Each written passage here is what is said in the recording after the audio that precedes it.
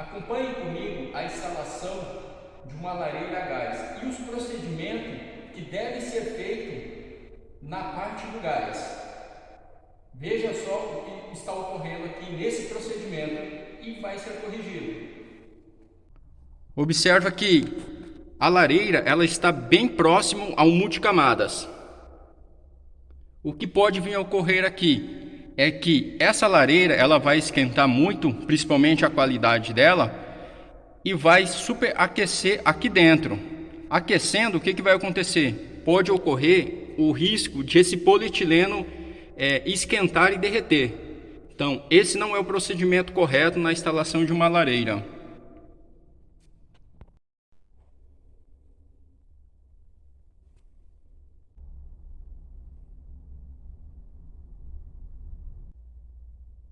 Observe só aqui a profundidade para que você possa deixar para que não haja aquecimento.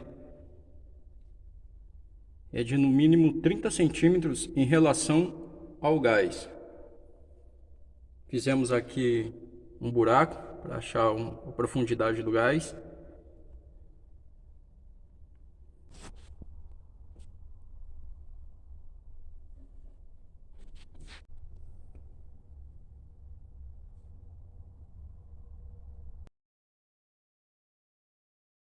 Foi tirado um pedaço do multicamadas devido à distância e à questão da caloria.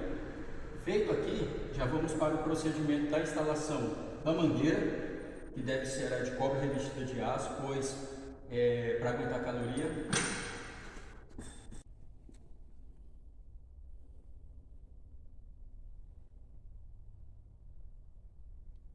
Depois de feita a instalação do gás e da parte elétrica, conforme deve ser feito, vamos para o teste.